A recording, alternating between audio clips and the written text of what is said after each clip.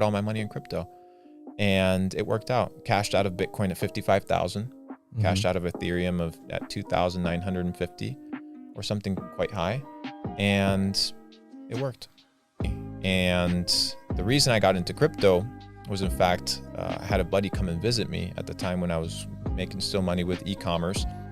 And we went to a restaurant, well, a fast food restaurant at the time. I don't endorse seed oils anymore, but it was called Chipotle. I don't know, it's like a Mexican fast food place. Yeah. And the bowls there are like $12. So I'm here with this crypto multimillionaire who's made a fuck ton of money with crypto. And he's like, hey, Luke, like, he like whispers in my ear, he's like, hey, can you pay for my lunch? What do you mean? I thought you were like rich. I thought you were inviting me to lunch. You know what I mean? And he's like, no, well, I don't have any money. I'm like, what do you mean you don't have any money? He's like, yeah, all my money's in crypto. And I'm like, what the fuck, bro? Like, this guy knows something that I don't. This guy like understands the game. This guy plays well. I rode the wave of crypto in 2017 up and down. I wrote it down. I didn't make a ton of money. Why? Because I didn't understand market cycles. But I was like, you know what? I think I did 140 to 160x on my portfolio. I forget. But I lost it all, right? I lost it all. And a very simple number to evaluate whether that's true or not is look at Cardano, right? Cardano went from half a penny to $1.60. I rode that entire thing. It was like 2 to 3 weeks. Same thing with Tron. Tron, I think, went from like a penny to like 30 cents or something like that.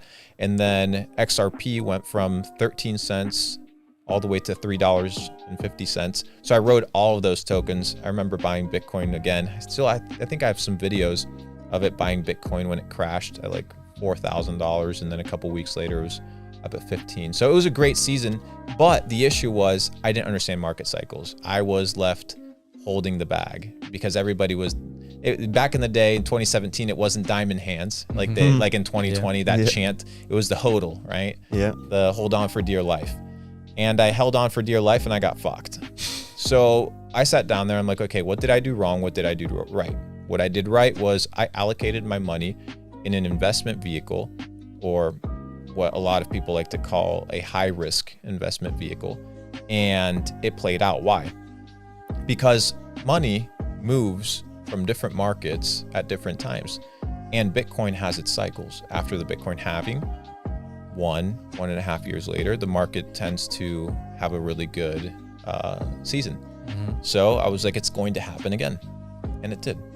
But this time I was prepared. And in 2020, after doing $16 million in e-commerce, did quite well there, had some money already saved up. I put all of my money into crypto except $10,000. Now, my entire thesis from that, it's not that I'm a genius, but I was connected with really good people. I was in the DeFi boom of 2019, so I saw Uniswap do extremely well. So I was like, you know, there's something interesting with DeFi. This was pre-YouTube videos of DeFi and everybody telling you how to open up a MetaMask account. It wasn't very popular. But that which is not popular is often a good idea. And the reason it's a good idea is because you don't have the normies and the average individual as a part of the mix. When the average individual is in the mix, it's usually the end of the season. When the taxi driver is talking about crypto, when your grandmother's talking about crypto, who else is left to buy? Truly. Because those are usually the most uneducated, most uninformed, usually the people that are getting the information the last. The hedge funds are positioned, the market makers are positioned, the venture capitalists are positioned. Smart money's already in the game. And then what they do is very simple. They'll go to CNBC, they'll go to Fox News, they'll go to Forbes, and they'll pay the journalists to write articles on their behalf to do what? Increase eyeballs, because the newbies, they read these things. And then the information gets dispersed, gets disseminated, and that information then leads to what? Liquidity. Yes. Yeah. And the liquidity is where the smart people get out. They get out on the liquidity of the noobs. So in 2020, I think it was March of 2020, I remember using an exchange. It was Kraken and Binance before they were cracking down super heavy on it.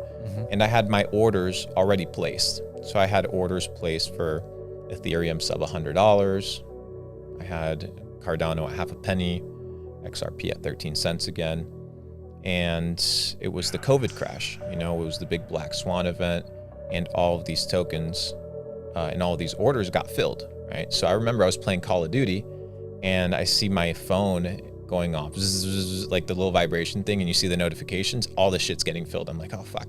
At that time, I was kind of scared too, in the sense of, okay, is this actually going to zero? Because mind you, bro, Bitcoin went from 20,000 all the way to 3,500. That was scary, right? But it's usually in the fear that you have to buy into it, and it's in the fear of missing out that you have to sell. And the markets are quite psychological. And when you understand that the psychology is actually manipulated by people, you can in some way, shape, or form understand the cycle. Now, by no means am I perfect, but it worked out pretty well. I remember being on Clubhouse, it was in 2020, and that's when the app was really popular and popping. And CZ from Binance hopped on there, and he was giving a kind of like a Clubhouse meeting with other crypto people. I tuned in, and I got the opportunity to ask him a question, because I remember buying BNB in 2017 for $2. So the BNB token, which went to $600+, I was one of the first people that was actually buying BNB for $2 when the exchange was extremely new. I was a big fan of Binance. I still am. I think they're fucking dope. And that's no advice to put your money there, because you never know how exchanges are. But I was a big fan of it. They've done a lot of good for the space and helping it grow. But I said, okay, BNB, it's correlated to what? The exchange. So there needs to be more growth factors and more kind of coal to the fire to keep the engines running. So at that point, I asked CZ, hey, Uniswap has a competitor. They need a competitor. They're on the Ethereum chain. And I just saw that you launched the Binance Smart Chain. Extremely new. There was no YouTube videos on it. I think when I went to type on YouTube the Binance Smart Chain, there was one guy talking about it from India, and then one guy from China. There was like 2 or 3 videos. So it was super small, right? Yeah. It just gotten started, just launched. And then there was an old guy, some European guy, that made a video about it on how to like connect it with your MetaMask wallet. Because you look at MetaMask, the default is Ethereum, and you have to increase different chains. You have to do this whole like nonsense, right? So he said, well, we're trying to compete because the Binance Smart Chain is going to increase the demand for what? For BNB, which is the native token of the platform, therefore driving up the price. Most of the employees, most of CZ's wealth is attached to the BNB token. This is just how it works. So to increase demand, you need to create demand. So he was like, yeah, well, there's other DeFi projects, one of them being PancakeSwap. And I'm like, well, what do you know about PancakeSwap? And he stuttered a little bit. And then he was like, well, I don't know. I think they're a team from Turkey. And he started giving me information. I'm like, well, if you don't know this anonymous team, how is it that you know where they're from? You know how much, like, how they're doing. You know that they're safe, that they're well put together team, that they're professionals. And they are. These guys absolutely crushed it. So I went back and I was like, dude, like, maybe I shouldn't be betting on projects. Maybe I should be betting on people. And I bet on CZ. So I purchased, at that time, PancakeSwap was $25 million market cap. Very small. I purchased 1% of the supply for $250,000. And from 25 million, it went up to a $2.6 billion market cap. I sold, I think, at about $36. But my selling point was one of the co-founders of FaZe Clan, the gaming org. He texted me and he said, hey, should I buy SafeMoon?